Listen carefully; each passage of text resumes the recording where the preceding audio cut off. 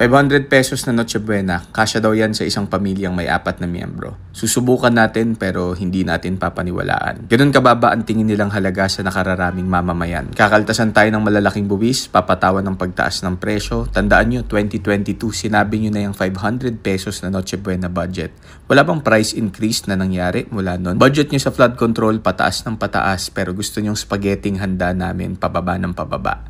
Spaghetting walang ingredients tulad ng mga proyekto nyong tulay na walang daan, walang nakakatawid, walang natutulungan, puro tiwangwang. Sabi pa ni Secretary, kung tutuusin daw, diniin pa tipong utang na loob natin na nagawa nila ang price freeze hanggang December 31. Makakabili na kayo ng ham, makakagawa kayo ng macaroni salad, makakagawa ka na rin ng spaghetti. Exact words from an educated businesswoman na hindi ka handang pakinggan kaya bawal na mag-comment sa account niya sa Facebook. Hindi yung budget yung pinanggagalingan ko pero yung pagsasaad na 500 lang ang halaga ng Pasko mo ay isa pang pang-iinsulto. I-justify sasabihin sa aming data, sa aming pag-aaral, sa research namin, alam mo yung nambobobo pero sila ₱500 isang pirasong chair rental lang yan sa paparating nilang Christmas party.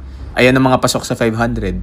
Sakto sana kaso kailangan ko tanggalin ang tuna para sa salad kasi di ko na-account yung mga centavos kaya ang salad ay macaroni at mayo na lang. Kung tinanggal nyo yung tax baka nakapagdalatang tuna na sana ako. Oo, may nabili nga naman sa 500 pero alam nyo naman gaano kalaga ang Pasko sa Pilipino, di ba?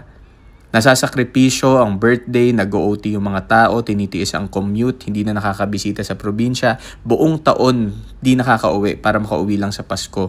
Nag-iipon, ninanakaw nyo, ano man lang yung konting respeto at pagpapakatotoo na yung ₱500 nyo hindi naman makatao.